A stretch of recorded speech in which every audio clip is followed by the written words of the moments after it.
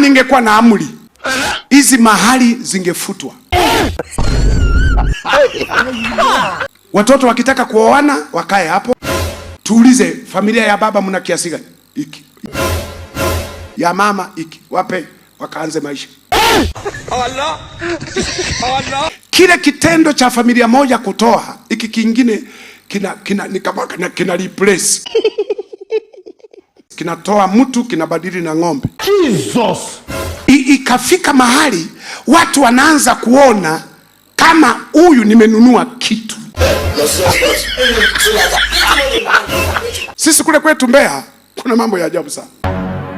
Sasa hivi tunashukuru mambo ya dini na neno la Mungu vimetusaidia. Nice. Mbeya walikuwa mpaka wale babu zetu anapiga mke na mke haruhusiwi kuzuia fimbo. Yesu. What do you say? Anasema unazuia mwenye mali anapiga mali yake. Yaani mwenye mali anapiga mali yake, anapaswa amwambie mme wangu hapo napiga kuna mfupa, piga kwenye steki. Kwa sababu akishika fimbo anapewa adhabu ya kupiga madebe mawili ya pombe, kuwalipa wazee kwa utovu wa nidhamu. Mwenye mali anapiga, unazuia. Nini naendelea kwa ground tuambiwi? Siku moja tulienda kuhubiri Mtera.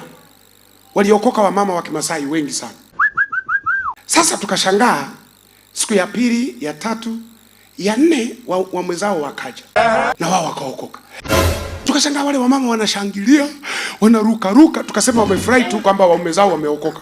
Tukawauliza mmefurahi waume zenu kuokoka? Wakasema hapana. Tukasema kwa nini?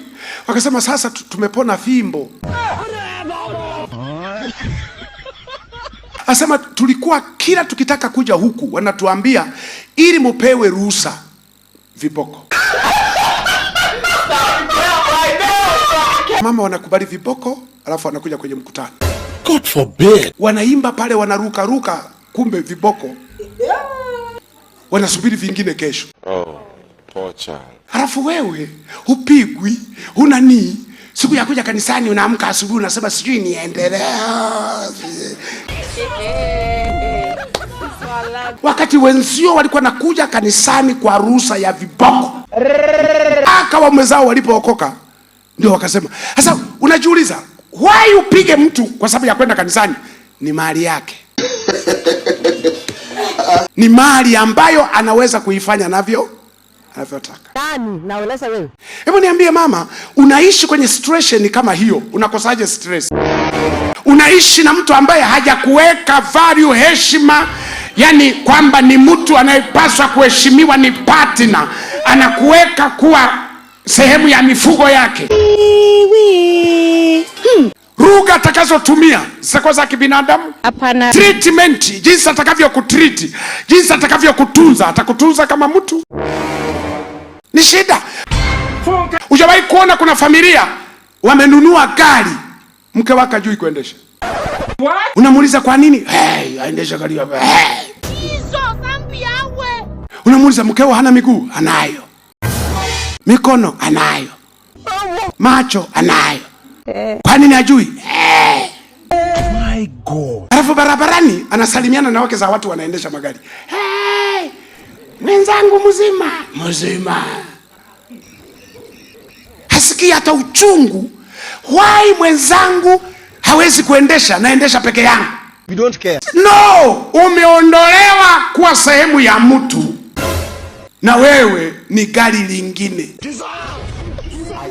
Kwa kiendesha gari hili, usubiri na wewe kuendeshwa. Come again. Gari lake la pili. Oh my God. Mianza kukasirika. Yes. Ndio nafurahi. Kichwa chako iko sawa, you man. Yaani mimi sitaki watu wafurahie nje. Nataka wakasirike. What? Yaani mahubiri yalete hasira. God have mercy upon us. Very interesting. Unamkataje mtu upanga na kufurahia? Umenoa vizuri kweli? Sube msikia mwingine huyu anasema, "Munionyeshe picha ya Mungu ili nijue yupo." Exactly. Wakati kila siku anakula hajawahi kuiona picha ya njaa. I don't want peace. I want problems always. Are you kidding? Aliyemwambia kuna njaa ni nani? Amewahi kuiona picha ya njaa? Surely. Surely. Mbona nakula kila siku? Hizi mama yako. Kama njaa hajawahi kuiona picha yake, haijawahi kupigwa picha njaa, akasema hii ni njaa, kuna haja gani kuweka vyakula store na kutafuta watu wa kupika wakati kitu chenyewe hujawahi kukiona, maana yake hakipo? Jesus is Lord. Yaani njaa iliyo kwenye tumbo lake tu hajawahi kuiona, anaishughulikia. Sembuse Mungu aliyekuumba na wewe. Najua siku zote nasema haya ni mawazo ya mende.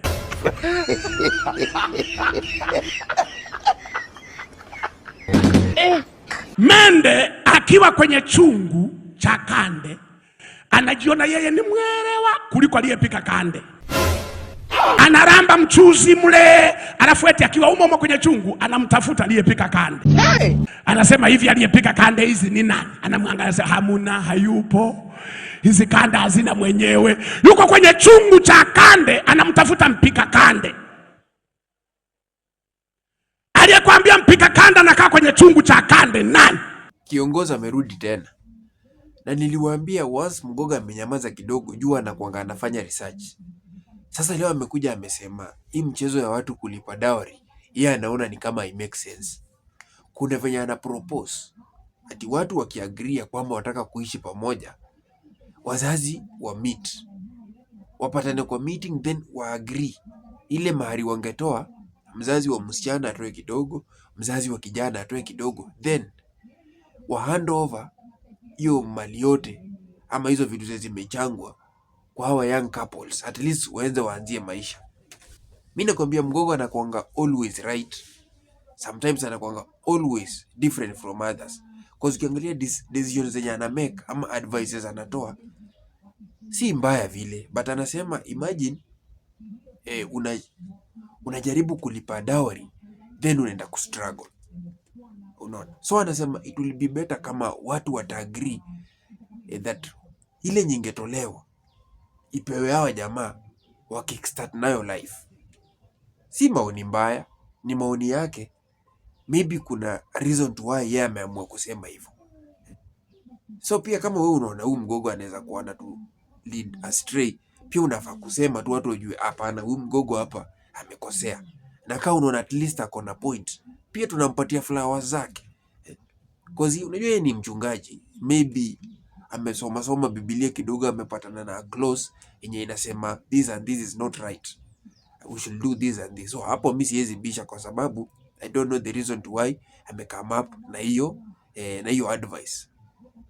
Because maybe yeye mwenyewe anajua sababu, because anasema hiyo at least itamaliza ile character ya watu ya kwamba ati so and so nilimlipia mahari, so anafaa kukaa hivi na hivi na hivi, unaona. Pia hiyo inaweza kuwa the reason to why amesema hivyo, but on your side wewe unaona aje?